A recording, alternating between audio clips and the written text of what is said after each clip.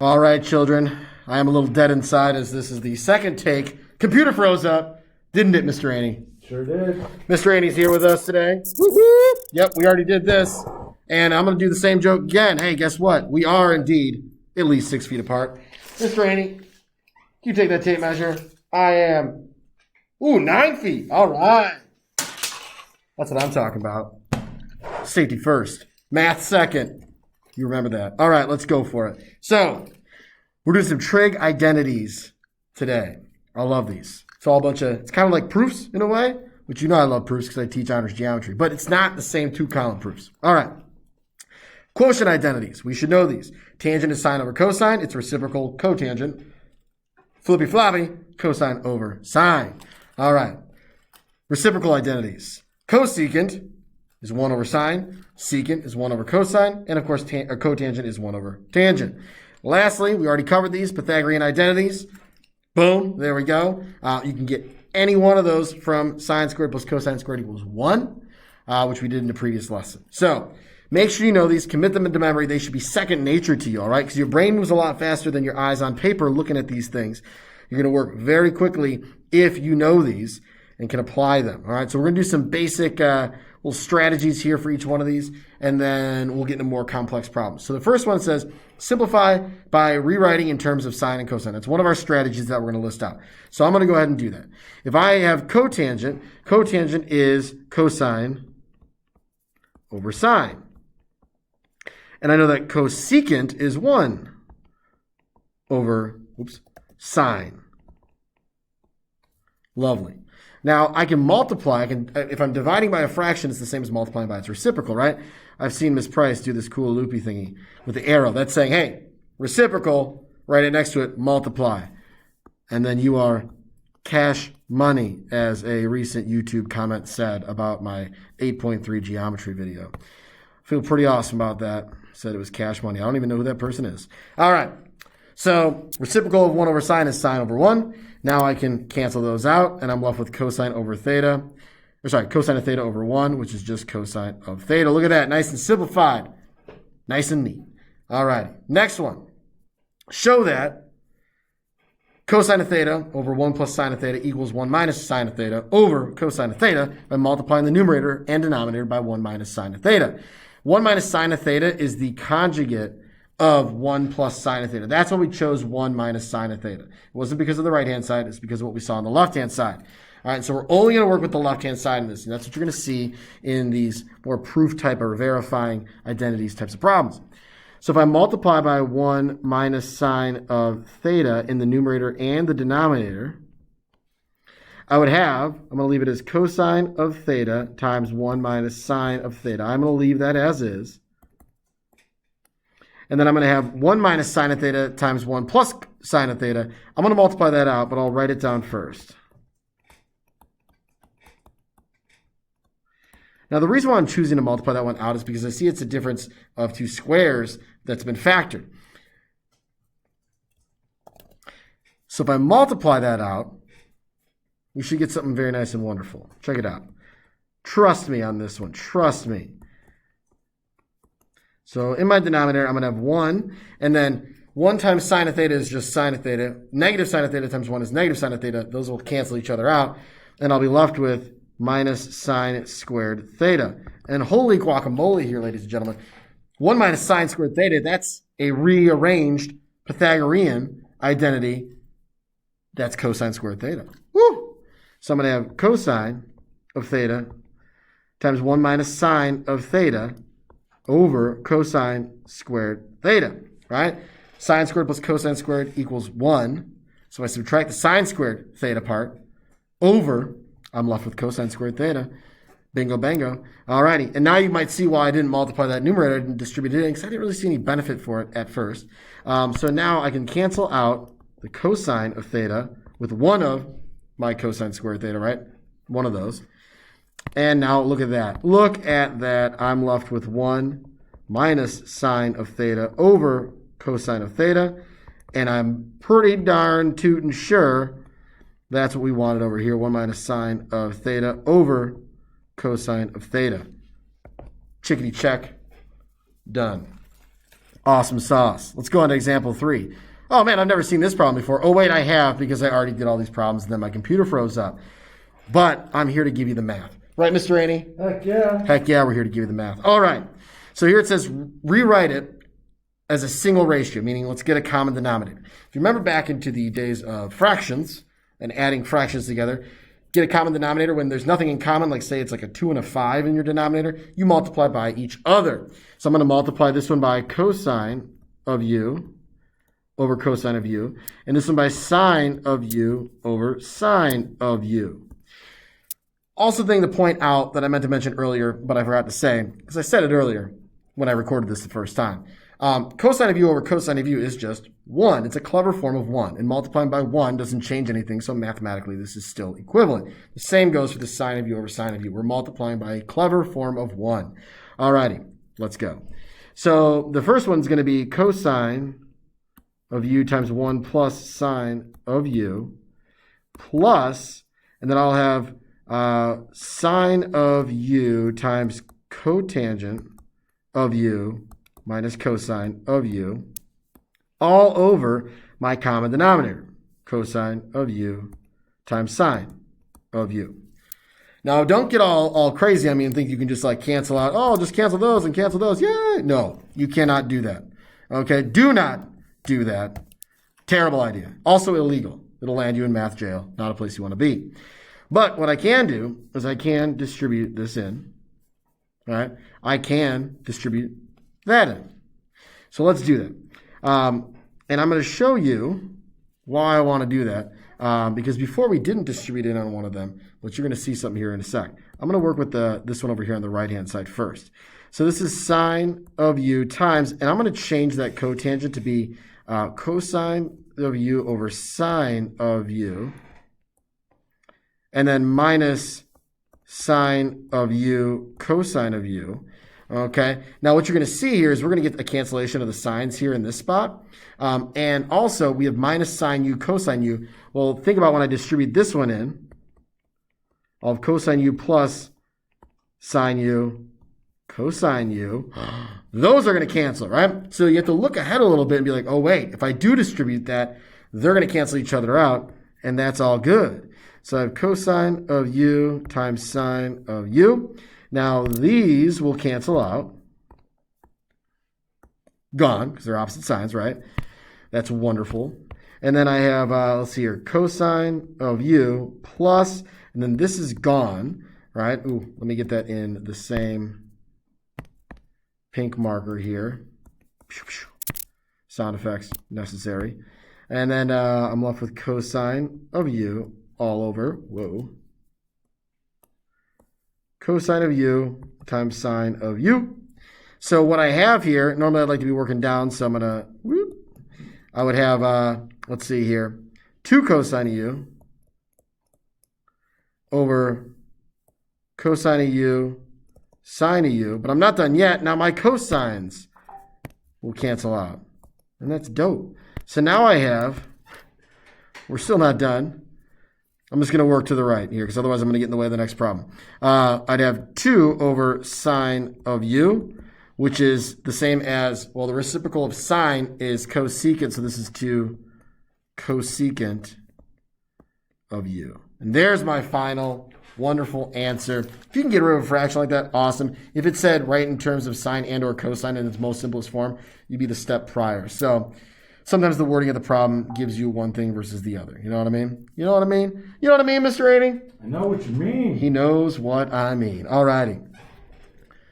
Example 4. Oh, this one's fantastic. Simplify by factoring. Okay, so another strategy for us. Again, it's not always going to tell us what to do, but we're just doing the practice. And now we're going to get after this one into where you got to figure it out for yourself. You got to put your thinking caps on. All right.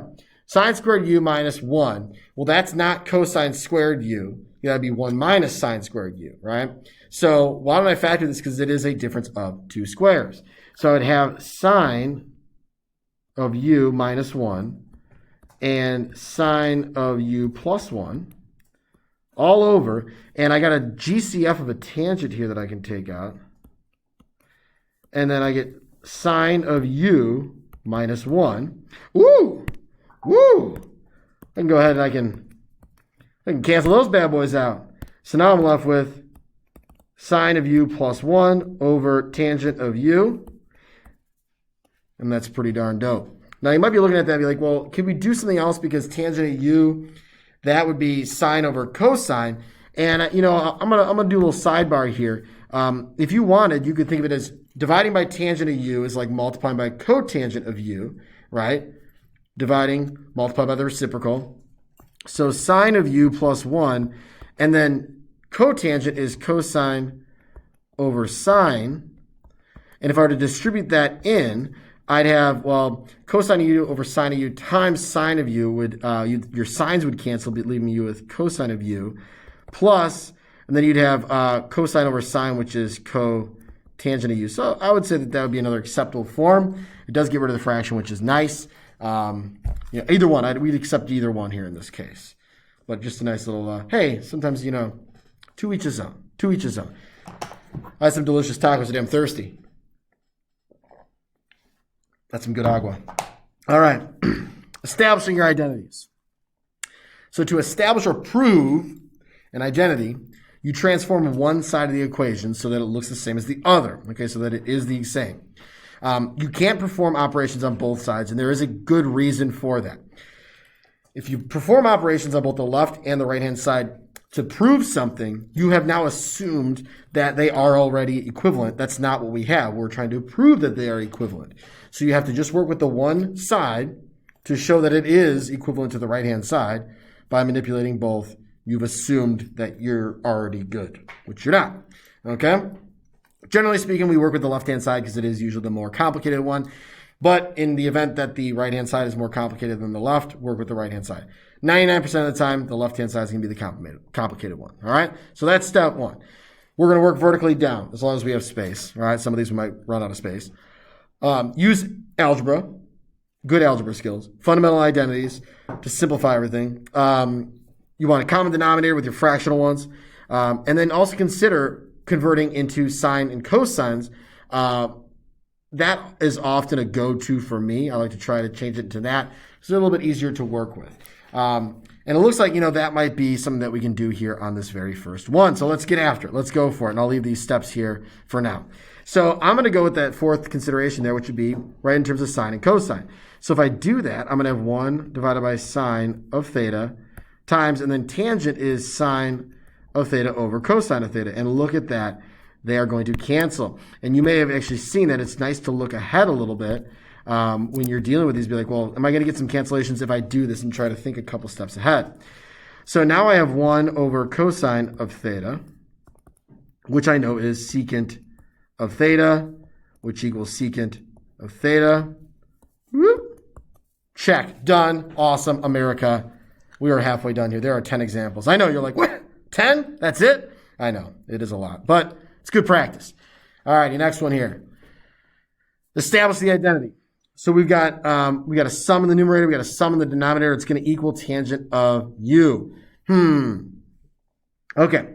So we could maybe think, okay, well, why don't I use the conjugate, right? 1 minus tangent u or 1 minus cotangent u. But which one are we going to do? I don't know. I'm going to go the route of writing in terms of sine and cosine, okay? You can do it. There's sometimes multiple ways you can do these, but I'm going to go the route of sine and cosine here because I'm a genius and I can see the future, and I've already worked the problem. All right, let's go. So I would have 1 plus sine of u over cosine of u over 1 plus cosine of u over sine of u. Now, I'm going to need to get a common denominator here in the numerator, and here's my reasoning why. If I get the whole numerator to be its own fraction and the whole denominator to be its own fraction, I can then multiply by the reciprocal of the denominator and hopefully get some cancellations. That's my long shot here of what I'm thinking. And hey, if it doesn't work out, I can always go back to the drawing board because I've got an eraser here, right? Always do math with pencil. Okay. So I'd have cosine over cosine for the first one, and then sine over sine.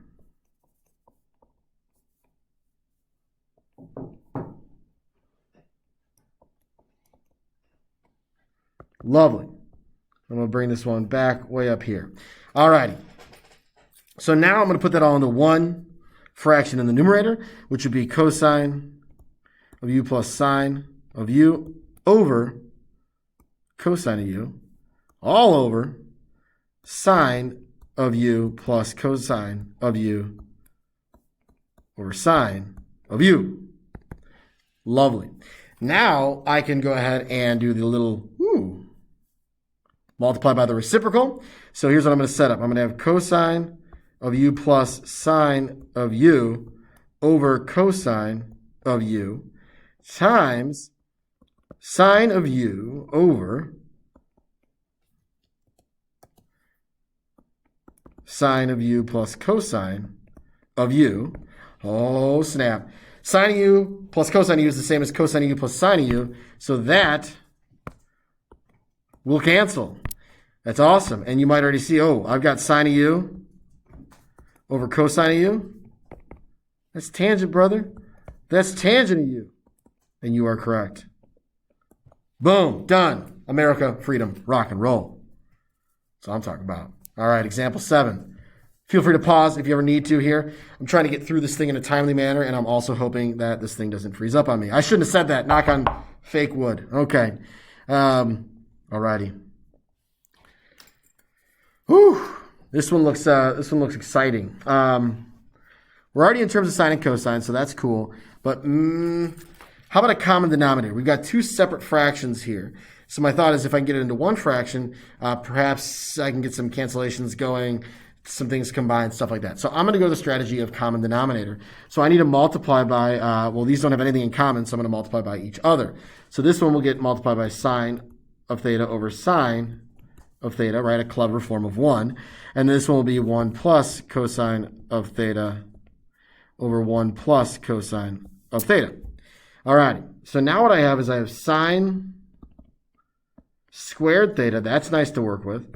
Plus, and then I have 1 plus cosine of theta times 1 plus cosine of theta. I'll FOIL that one out in a sec here. I don't want to do too much to scare you children all at once here, you know. Scary enough. Okay, so there we go. Parenthesis.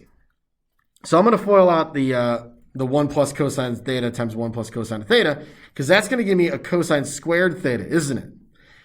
And if I'm thinking ahead, which is always good to think ahead, if that's paired up, added with sine squared of theta, I can use a Pythagorean identity. So here's what we got. I'm going to have sine squared theta plus 1 plus, then cosine times 1 and cosine times 1 is going to give me 2 cosine of theta plus cosine squared theta.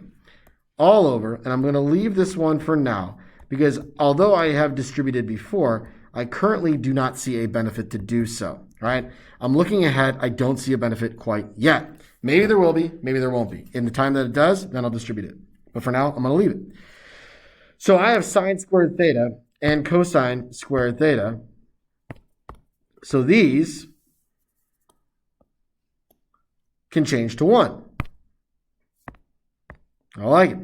So that means I will have 1 plus 2 cosine theta over sine of theta times 1 plus cosine of theta. And we are once again running out of room. All righty. So now what I have, if I combine any like terms, I'm going to have 2 plus 2 cosine of theta over sine of theta times 1 plus cosine of theta. I forgot a parenthesis again. My goodness, I'm careless. Okay, so now you're looking, you're like, dude, well, what the heck, man? What can we do here? Hold up. Hold the phone. 2 plus 2 cosine theta. There's a GCF there, but that GCF is not a trig function. It is just the number 2. 1 plus cosine theta is left. Oh, snap. Look at that. We got some cancellations. Hold up. Pink marker.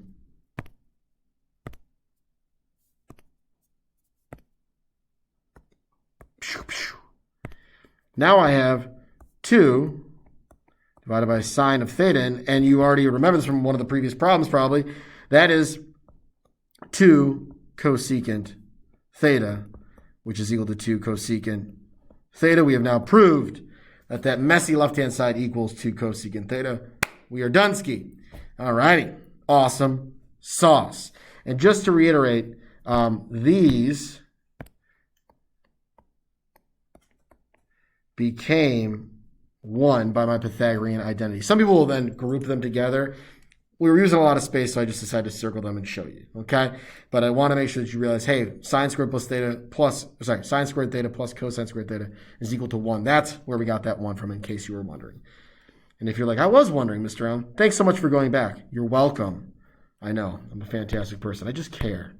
I just care so much. All right.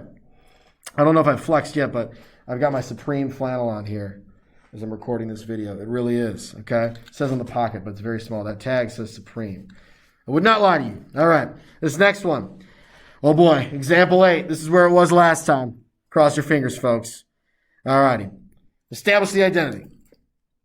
All that's going to equal 1. I got 4 different trig functions going on here. This seems like a nightmare. Now, what I'm going to do is I'm going to try going the sine and cosine route. Okay, in terms of sine and cosine, at least it gets me down to 2 trig functions instead of 4. That seems like good news to me. So tangent is sine of v over cosine of v. Cotangent is cosine of v over sine of v. All over. Secant is 1 over cosine of v. And cosecant is 1 over sine of v. Lovely, lovely, awesome sauce. Okay. Again, all that's going to try to equal 1. And you might be thinking like, dude, we've got like 4 fractions now. How is that even helpful? Well, I tell you what. Hang tight. All right.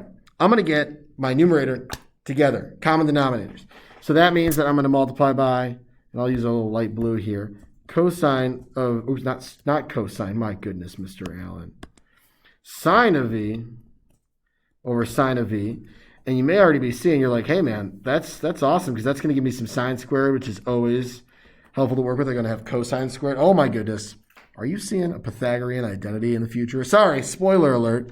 Spoiler alert. Did not mean to ruin it for you, Mr. Annie. I feel terrible. All right. Still in suspense. He's still in suspense because he's typing an email and has no idea what's going on. Plus, he probably has no idea what's going on, regardless of typing the email, because trig identities are not part of the social studies curriculum. All right. So I have sine squared v plus cosine squared v over sine of v, cosine of v, all over 1 divided by cosine of v, sine of v. I'm seeing some good stuff here. I'm seeing some real great, awesome, good stuff. So I'm going to have 1 over sine of v, cosine of v. This 1 came from my Pythagorean identity right there, right? Sine squared v plus cosine squared v is equal to 1. Awesome. I'm going to go ahead and also multiply by the reciprocal and do cosine of v times sine of v all over uno. And looky, multiplication, commutative, I can go either order, same thing, cancel. Oh, I gotta go bright pink for the cancellations. I want it to pop. And there we go, ladies and gentlemen.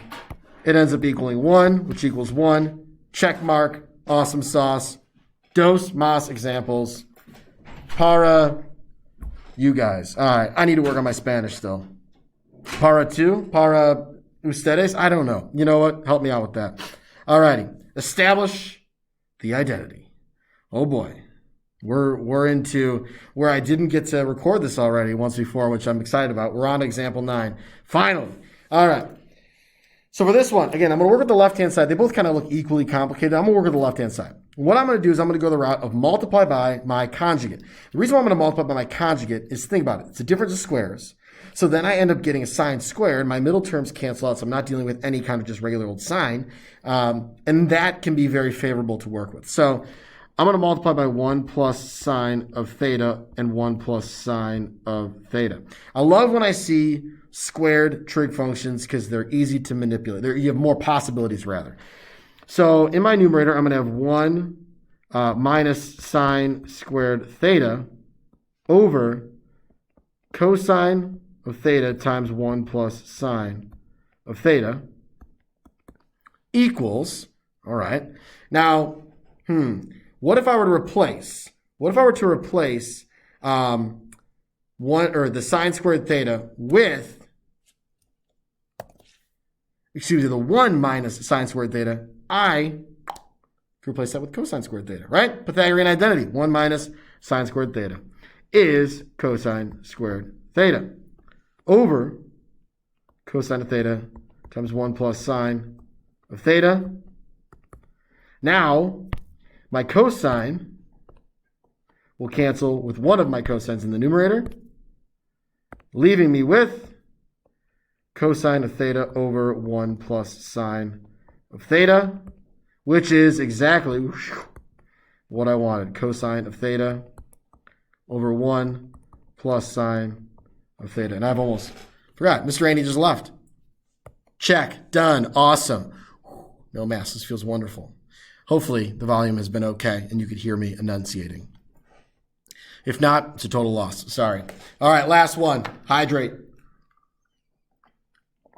Let's get her done. All righty. So, I've got 1 minus and then sine squared theta over 1 plus cosine theta equals cosine theta. Work with the left-hand side. How about sine squared theta? That I could get into terms of cosine, and since my final answer is just cosine, I'm thinking in the future that would be beneficial, yes? So I would have 1 minus, and then 1 minus, let's see here, cosine squared theta over 1 plus cosine theta. Okay, well, I can't do any kind of cancellations yet, but that's the difference of squares. I can factor that. So 1 minus, and then in my numerator it'd be 1 minus cosine of theta and 1 plus cosine of theta. Don't forget that argument. Don't forget that. I almost did. I'd gotten yelled at. Thrown in math prison for that. All right, look at that. Look at that. Hold up. Pink marker. Got to have a pop. Nice. So I factored after I subbed in 1 minus cosine squared theta, and now I have 1 minus 1. Don't forget to distribute. That's going to be positive cosine of theta, right? If I distribute this negative to both of those, equals, and then 1 minus 1 is 0, so I'd get cosine of theta is equal to cosine of theta. Boom, check, done. America, freedom, rock and roll, Costco, Riverdog Jenny on the gram. Shout out Milwaukee on that one for the assist on social distancing measures. And you guys have a fantastic day. Thank you for tuning in. I hope you enjoyed the second take of this video. I'll pour my heart and soul into it for you guys. See ya.